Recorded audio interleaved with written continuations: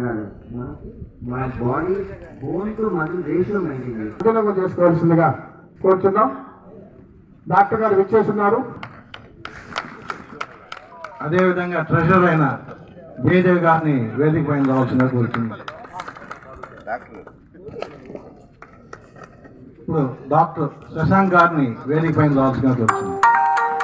గంగ ఉచ్చల జలధి తరంగ తవ శుభ నామే జాగే తవ శుభాశిష మాగే गाहे तव जय गाध जन गण मंगलदायक जय हे भारत भाग्य विधाता जय हे जय हे जय हे जय जय जय जय हे जय हिंद.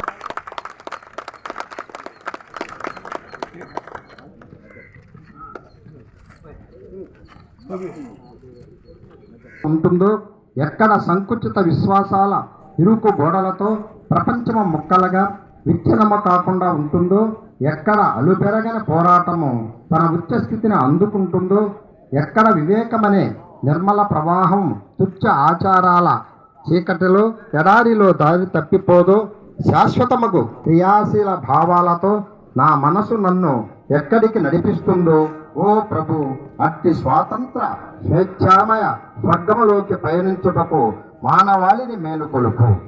శాంతి ప్రపంచ శాంతి. 1 minute మౌనం పాటించండి. ప్రపంచ శాంతి కోసం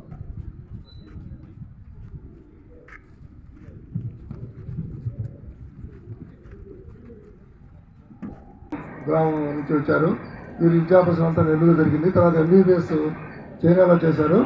తర్వాత MS ortho Ramachandra hospital Chennai నుండి పూర్తి చేశారు. ఎంఎస్ ఆర్దో చేసిన తర్వాత fellowship in joint replacement Ganga hospital కోయంబత్తూరులో ప్రముఖమైనటువంటి హాస్పిటల్లో కోయంబత్తూరులో చేశారు.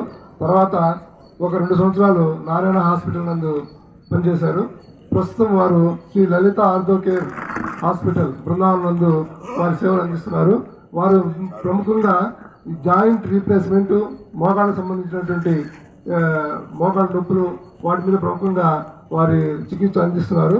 కాబట్టి ఈరోజు మనకి ఈ అవగాహన కార్యక్రమానికి వారు ఇచ్చేసి వారి సూచనలు సలహాలు ధన్యవాదాలు తెలియజేసుకుంటూ, ఈరోజు మొదటి కార్యక్రమంగా ఈ కీళ్ళు ఎముకలు అనే వ్యాధుల మీద ముఖ్యంగా వాకర్స్ అయినటువంటి మనము ప్రతిరోజు వయసుతో సంబంధం లేకుండా ప్రతి ఒక్కరూ కూడా మనం తెలియకుండానే ఈ కీళ్ళకు సంబంధించి ఎముకలకు సంబంధించినటువంటి అనేక రకాలైన సమస్యలు మనం ఎదుర్కొంటూ ఉన్నాం.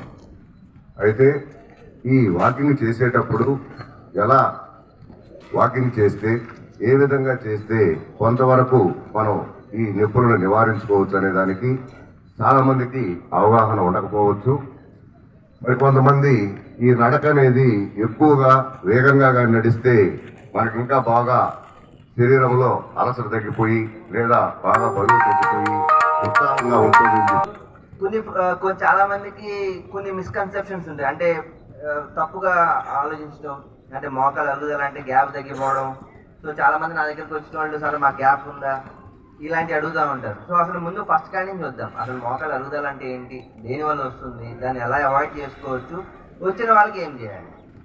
సో అసలు మోకాలు అరుగుదల అనేది ఒక డీజనరేటివ్ ప్రాసెస్ అండి. It's not a disease. అంటే అది ప్రపంచంలో ఏ మనిషికైనా రావాల్సిన ప్రాబ్లం, అది ఏజ్ కొద్దీ వచ్చే ప్రాబ్లం అనమాట. కొంతమందిలో సరిగ్గా మెయింటైన్ చేసుకునే వాళ్ళకి ఎర్లీగా వస్తుంది. యూజువల్గా న్యాచురల్ ప్రాసెస్లో చూసుకుంటే 60 ఏళ్ళు పైబడి 70 ఏళ్ళు, అసలు 70-75 ఏళ్ళకు కూడా మోకాళ్ళు నొప్పులు లేకుండా ఉండేవాళ్ళు చాలామంది ఉన్నారు. అది మనం చాలామంది ఈ ఏజ్లో ఒక 45-50 ఇయర్స్లో కూడా ఇప్పుడు వచ్చేవాళ్ళు ఉన్నారు. అలాగే 75-80 ఇయర్స్లో కూడా మోకాళ్ళ నొప్పులు లేని వాళ్ళు కూడా ఉన్నారు. సో ఏంటి ఆ తేడా, ఎందుకు కొంతమందికి ఎర్లీగా వస్తుంది, ఎందుకు కొంతమందికి లేట్గా వస్తుంది.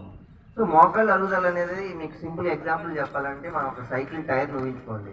ఒక 10-15 ఏళ్ళకి మనం ఒకే సైకిల్ ఒకటే టైర్ మార్చకుండా వాడినప్పుడు ఏమవుతుందండి, అది వాడి అరిగిపోతుంది. అంటే దాని ఉద్దేశం wear and tear. So so మన బాడీలో కూడా జాయింట్స్ అనేవి వేర్ అండ్ టేర్ అవుతూ ఉంటాయి అన్నమాట. ఎప్పటికప్పుడు జరుగుతూ ఉంటుంది. మనకు వేర్ అవుతుంది అంటే అరుగుతూ ఉంటుంది, మనకి ఒక పక్కన కొత్తది రిపేర్ అవుతూ ఉంటుంది అనమాట. ఎప్పుడైతే ఈ అరిగేదానికి రిపేర్ అయ్యేదానికి పొంతన లేకుండా ఉంటుందో అప్పుడు మనకి సింటమ్స్ అనేవి స్టార్ట్ అవుతాయి. సో 30 ఏళ్ళు పైబడిన వాళ్ళందరికీ అరుగుదల అనేది జరగడం స్టార్ట్ అవుతుంది. 30 ఏళ్ళ దాకా యూజువల్గా ఎవరికి పెద్ద అరుగుదల ఉండదు, మరి అతి బరువు ఉండి చిన్నప్పటి నుంచి అతి బరువు ఉండే వాళ్ళు తప్ప. సో ఏం జరుగుతుంది దీంట్లో? ఇప్పుడు మీకు మోకాళ్ళు చూసుకుంటే మెయిన్గా హిప్స్ అండ్ నీస్, ఇవి రెండు వెయిట్ బేరింగ్ జాయింట్స్. మన షోల్డర్స్ ఎల్బోస్ చూసుకునేదానికి మక్కి మళ్ళీ మోకాలు మన బరువుని మోస్తాయి అన్నమాట. సో అందువల్ల వీటిలో అరుగుదల అనేది ఎక్కువగా కనిపిస్తుంది. పర్టికులర్గా అనేది దాని లైఫ్. సో మీ రిప్లేస్మెంట్ సక్సెస్ అయిందా ఫెయిల్ అయిందా అని మాకు 5-6 ఏళ్ళు తెలియదు. అది 5 ఏళ్ళు వస్తేనే అది సక్సెస్ అయినట్లే. సో మీ రిప్లేస్మెంట్ అంటే ఏంటి? సో దీంట్లో మనం మోకాలు తీసుకొని ఏదైతే అరిగిపోతాయో ఆ చికెన్ నేను ఏదైతే చెప్పాను ఇందాక, సో ఆ చికెన్ అంతా తీసేసి. అందరికీ నమస్కారం అండి. ఈ అవకాశం నాకు ఇచ్చినందుకు ఆకాశ్ అసోసియేషన్కి కృతజ్ఞతలు. సో ఎక్కువ కదలకపోతే వెయిట్ జరుగుతుంది. So it's cycle. సో ఒకరిని ఎఫెక్ట్ చేస్తూ ఉంటుంది. సో మనం ఎక్కడొక్కడ బ్రేక్ చేయాలి. So diet and physical activity ఈ రెండు ఉంటేనే మనం వెయిట్ తగ్గుతాము. మనం వచ్చాము ఏదో కబుర్లు చెప్పుకుంటూ అలా నడుస్తూ ఉన్నామంటే కుదరదు. అలా కాదు, ఒక పేస్ మెయింటైన్ చేసుకోవాలంట. అది ఉన్న రోజులు మనకి జాయింట్ పెయిన్స్ కానీ జాయింట్ మూమెంట్స్ కానీ చాలా స్మూత్గా ఉంటాయి. సో ఎప్పుడైతే ఇది అరిగిపోయి అక్కడక్కడ ప్యాచెస్ కింద అరిగిపోయి మనకి బోన్ బయటకు వస్తూ ఉంటుంది అనమాట. సో అలాంటి సిచ్యువేషన్స్లో మనకి ఎక్స్రేలో గ్యాప్ తగ్గిపోయినట్టు కనిపిస్తుంది. ఎందుకంటే ఎక్స్రేలో చిగురు ఏమిటో కనిపించదు. నష్టకరం అయితే ఆ ట్యాబ్లెట్స్ వల్ల పెద్ద నష్టం లేదు, పెద్ద జరిగేది కూడా. అంటే మనకేదో జరిగిపోద్ది అనుకోవడం పొరపాటు. కానీ కొంతమందికి అయితే పెయిన్ రిలీఫ్ అయితే కనిపిస్తుంది. అవి వాడుకోవచ్చు. పెయిన్ కిల్లర్స్తో పోల్చుకుంటే ఈ గ్లైకోసమైన్స్ ఇవన్నీ వాడుకోవడం బెటరే. మీరు ఒక 3 to 6 months అయితే వాయిస్ ఎక్కువ అయిపోతుంది అనమాట. చూసుకుంటే కంప్రెషన్ ఫ్రాక్చర్ అంటే మనకి డబ్బాల్లా ఉంటాయి మన వెన్నులో వర్టిబ్రే. సో ఈ వర్టిబ్రే బలంగా ఉన్నంతసేపే అవి నిలబడతాయి. సో అది బలం ఎప్పుడైతే తగ్గిపోతుందో క్రష్ అయిపోతాయి అనమాట. ఒకవేళ పూర్తిగా క్రష్ కాకపోయినా క్రష్ అయ్యే పరిస్థితుల్లో ఉంటాయి అనమాట. సో దానివల్ల పెయిన్ ఎక్కువ ఉంటుంది. సో ఇప్పుడు న్యూరలాజికల్ ఇన్వాల్వ్మెంట్ అంటే కాళ్ళల్లో ఈ కీళ్ళ నొప్పులు కానీ వెనక మామూలుగా మన వెన్ను నొప్పులు కానీ వీటికన్నిటికీ ముఖ్య కారణం ఓవర్ వెయిట్. మనం వయసులో అంటే పెళ్ళయ్యేదాకా బాగానే ఉంటారండి, నీట్గా ఉంటారు. పెళ్లి కాగానే అత్త మామ వీళ్ళందరూ వచ్చేసి విపరీతంగా పెడతారు, విపరీతంగా పెరుగుతారు. దాని మెయిన్ ఎగ్జాంపుల్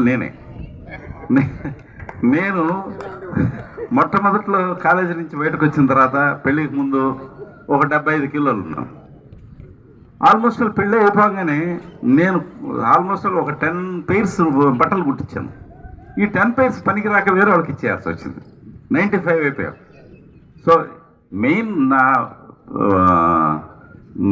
మీకు చెప్పదలుచుకుంది ఏంటంటే ఆ సంతోషంలో తినడం తగ్గించుకుంటే, అంటే ఒక 5 to 10 years ఆఫ్టర్ మ్యారేజ్ బరువు పెరగలేదనుకోండి, బహుశా ఇంక పెరగకపోవచ్చు.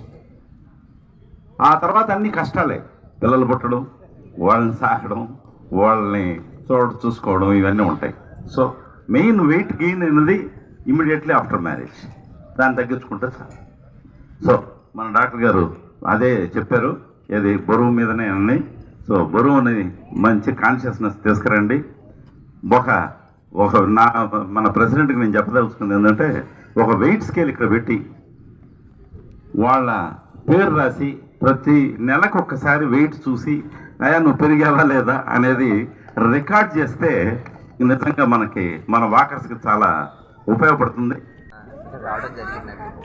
సో మోకాళ్ళ నొప్పులు అంటే, మోకాళ్ళ అరుగుదల అంటే ఏంటి, అది రాకుండా ఏం చేసుకోవాలి, వచ్చిన వాళ్ళకి ఏ రకమైన ట్రీట్మెంట్ ఉంది, మోకాళ్ళ మార్పిడి ఆపరేషన్ గురించి సూచనలు ఇవ్వడం జరిగింది.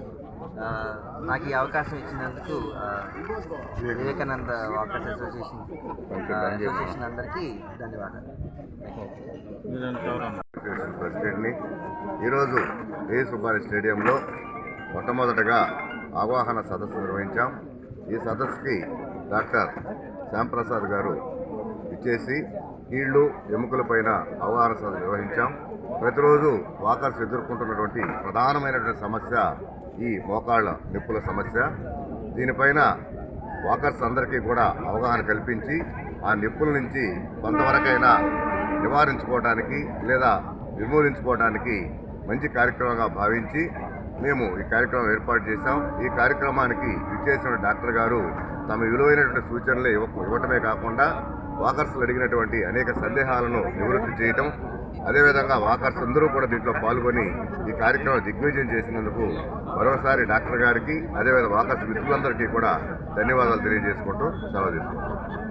ఈరోజు అవగాహన సదస్సు జరగటం, డాక్టర్ గారి సలహాలు సందేహాలు మొత్తం కూడా తెలియపరచడం, ప్రతి ఒక్కరు కూడా వెయిట్ తగ్గాల అనేది మీద సార్ ఇచ్చిన సూచనల మీదకి మా వాళ్ళందరూ కూడా దాన్ని అందరూ ఫాలో అవుతారని సెలవు తీసుకుంటాం.